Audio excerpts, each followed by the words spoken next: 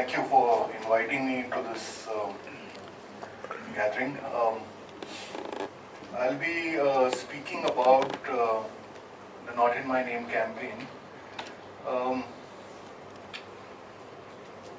It's difficult for me to really move out of it and speak from a, if not objective, observant, as observant of the campaign, because it's just we are in the middle of it, and then even while I was coming, we were actually even on the phone we were trying to figure out what poster and various posters that are coming out in the context of the arrests that have happened. So it's something which is difficult to move out and speak about, but I'm glad I came early and I heard the discussion around citizenship. And in a certain sense, let me begin by saying that there were certain concerns which marked the campaign right from the beginning. There were certain conceptual concerns and there were certain practical concerns. I'll talk about the practical concerns later, but I just wanted to underline some of the more conceptual issues that I think were informing the campaign right from the beginning, even if they may not have been debated with clarity or often with an objectivity, but they were certainly very much part of how the campaign has been shaped. One of the and it so happens that this conference is dealing with the issue of time. I think for all of us who were in the campaign, the issue of time really was one of the primary concerns in the context of what at least many of us feel is that both from the left as well as from the right, it's not the contemporary time that is being addressed. It's always the past and the future, and the time now is only a passage. And how do you deal and create a politics which actually deals with the time you are in, and not just always either gazing towards the past or looking towards the future? And that was a concern for, I think, many of us, to how do you devise and work around and create a certain politics of the contemporary, of the moment. The other issue which I think was informing the campaign right from the beginning was the issue of language, and the presence of discourses, of language, and of politics where which in many senses we could say is really reached a point of a nihilist present, in the sense that language, words don't really matter anymore. And annihilation in that sense is not just a sort of theoretical concept, but is something which is facing us in very real terms. So language and politics was another issue that I think we were somewhere thinking of when we got into the thick of this campaign. The third thing that I want to mark out is the issue of form. Does politics have a form? And can we think of form and politics? I think maybe for us it was an issue because many of us came from so-called art spaces, with filmmakers or theatre practitioners or from the other arts. So I think the form was another important element that we were trying to think through in this campaign, and we continue to think through. Having said that, given the kind of time we have, I'll quickly sort of read through passages so that we save time and we don't, I don't flounder around as I'm often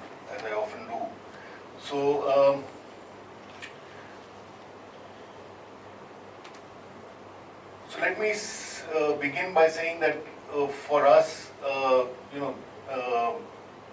what was bothering us at a certain point, which is about almost a year back, was that in the first 3 years of the RSS regime, the central crisis as far as dissent was concerned was that besides the students' protests, there were very few protests that directly locked horns with the RSS network of hate production in a public manner. The stranglehold of the ruling regime over the media, the declining fortunes of opposition political parties, and a genuine fear of the Hindutva militia had reduced all dissent to either social media outpourings or fulminations within private spaces. There were a few exceptions that we could count, though, and we could count those on our fingertips. The student movement, of course, was, and what had happened at JNU and at Hyderabad University, at FTI, and in some of the other universities was, of course, the only dissent which was very public and which had a certain presence as far as what we were hearing on media.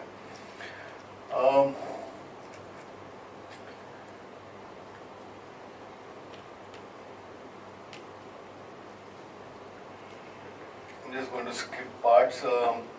I've been associated with the Not in My Name campaign for more than 1 year now, and the strength of the campaign has been citizens from across various sections of society who have responded to a call of the conscience and come out on the streets. The most important aspect of dissent is not deep knowledge of political theory or the contours of neoliberalism, but to recognize right from wrong, truth from lies, fraternity from enmity. Empathy and belief in justice are the nuts and bolts of dissent. Dissent, above all, is a call of conscience, and that is what we need today in large doses. We are truly at the most critical point as far as the history of post-independent India is concerned. The system today is snatching away all that makes us human. It is imparting reason to hate and the murder of our neighbors. It is teaching us to strip people of dignity and their rights as citizens of this country. We are fighting today to remain human, to retain our ability as well as choice to love. We are in dissent because we recognize the pain and the hurt of others. We recognize injustice when we see it, and we recognize that if we don't speak up now, the idea of democracy will die in India. The issue of being human came up even in the last session, and I think that it is, at this point of time, I think it is a very, very critical issue. I wouldn't link it to just the issue of citizenship, but it's a category by itself. Following the call that some of us in Delhi gave for a protest on 28th June 2017 against targeted mob lynchings, more than 33 cities and towns saw protests across the country and even outside under the Not in My Name banner. We in Delhi were taken by surprise by the manner in which the call resonated across so many places. We did not know the organizers of these protests, much less played any direct role in the decision to protest. For that matter, except for 3 people in the organizing team of the Delhi protest, who were friends, the other comrades who joined in were strangers to each other and to us. We had all simply come together against the injustice and hatred we were witnessing around us. None of us belonged to any group or political party. None of us had a history of organizing public protests. We found ourselves organizing the Not in My Name protest in Delhi simply because, as citizens, we had waited for too long for a protest against mob lynching to be organized by someone that we could attend. Following the murders of Akhlaq, Pehlu Khan and young Junaid, to name only a few of the victims of targeted mob lynching, the silence was becoming oppressive. And so we decided as citizens that if no one would organize a protest against the intolerable, we would. Obviously, there were citizens across India who felt the same, and so the flowering of public protests against the hatred being spawned by the RSS regime. Having said that, we don't really know why the Not in My Name protest spread in the manner it did. We don't know why the form of dissent appealed to people, but we do know that we took certain decisions at the outset that made it easy for people to identify with the mode of protest.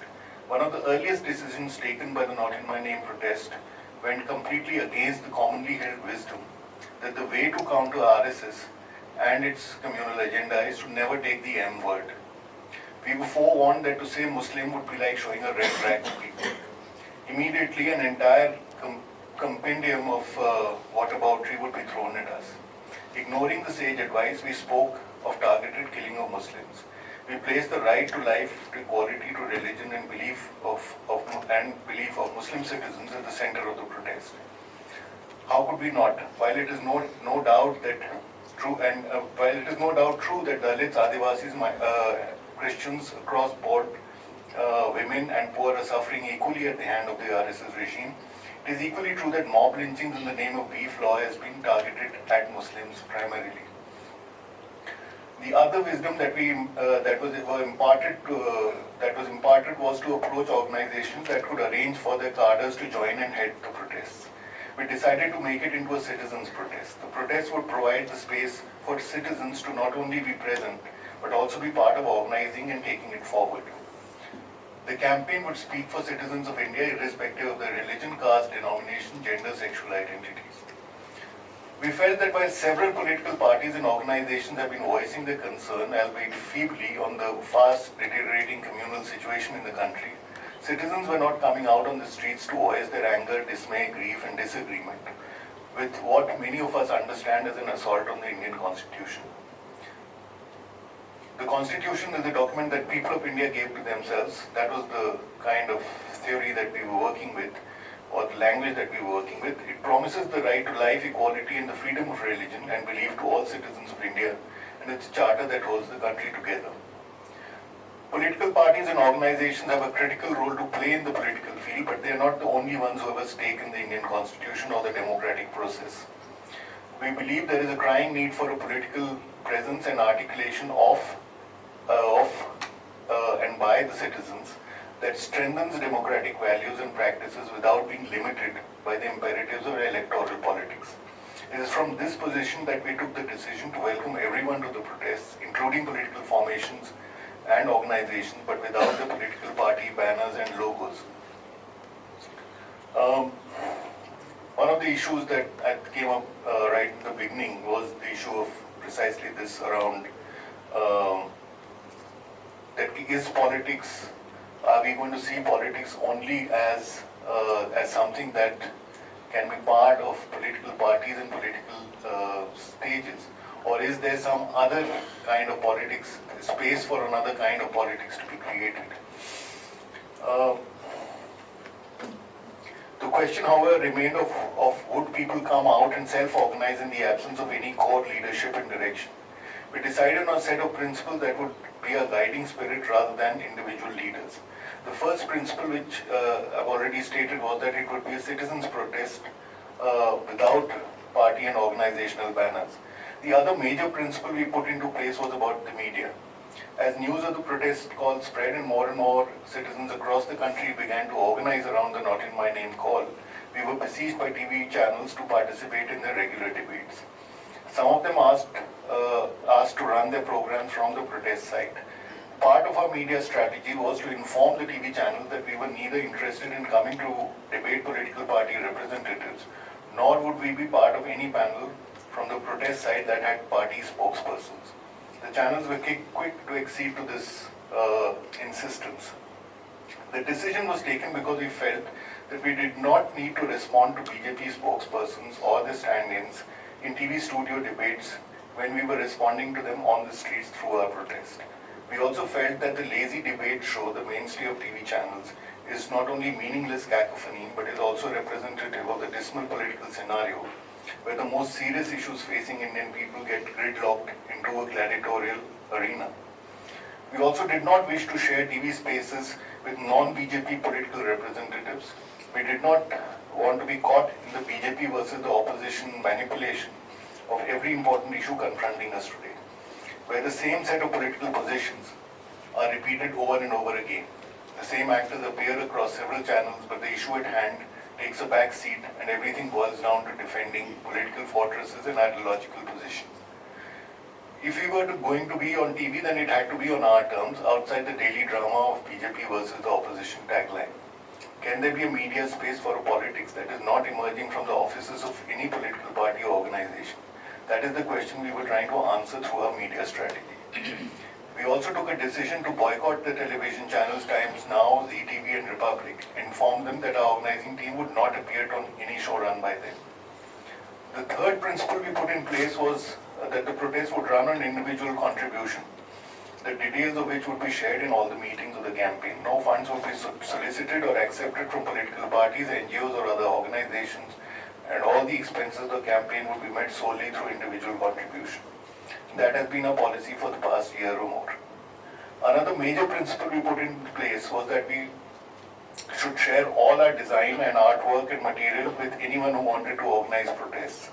While the 28th June 2017 protests were mostly organized under the banner of Not in My Name, the last series of protests that sprang up in dozens of places across North and Western India, post the Unnao and Kathua rape cases, were held under different banners. However, they were mostly self-organized by groups of people or individuals utilizing the core principle and idea of a citizen's platform. The Not in My Name campaign is an experiment with a different form of politics that enables citizens to self-organize and not depend on any central core for decision-making or action. The form of protest is another important aspect that the campaign has constantly engaged with for more than a year. It was of central concern given as we were preparing for the first Not in My Name protest on 20th June, and has remained the most discussed aspect of all planning meetings or subsequent protests. And that is not just in Delhi, but at many places where people have taken to this form of self-organizing dissent. Dissent gets its meaning from form, and form becomes the vehicle for dissent to circulate, become part of imagination and thereby of inspiration. One example that I'd like to share is from the 100 protests that the campaign organized right across the Delhi NCR region on 10th of September 2017 to protest against the politics of hatred.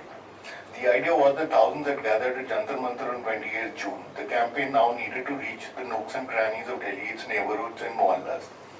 One of the actions on 10th September was rolled out by a group of dancers who moved north to south and east to west on the metro line.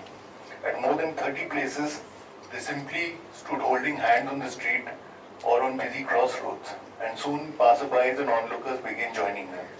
A long chain of people would thus be formed, holding hands and offering resistance to the politics of hatred, which was written on their t-shirts that they were wearing. A simple but an emotive coming together of dissent on the streets. Another experiment emerged from Bangalore on 15th April this year during the protests against the murder and rape in Kathua. Instead of collecting at one central place, the organizers gave a call for small gangs or groups of people to gather across the city in neighborhoods and stand with placards. A protest that would have been seen by a few suddenly became part of the everyday experience of thousands across the city. The most important aspect of the campaign has always been to make the protests public, to inspire people to step out onto the streets, to take charge of the public space, and be heard.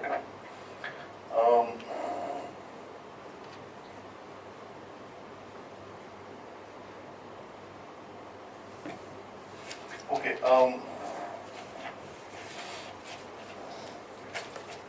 Just want to add that, as I said, that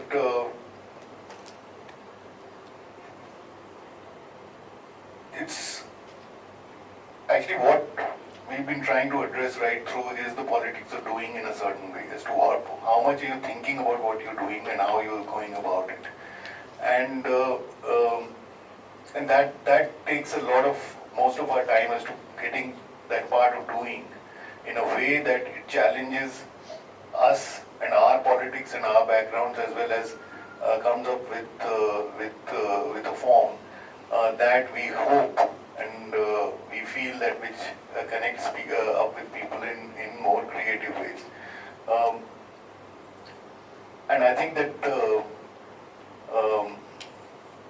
the idea of adding creativity to political protest is something that is a primary concern for the campaign, and in how many different ways we can do it, both as far as political ideas as well as form is concerned, is what we've been trying to do till now.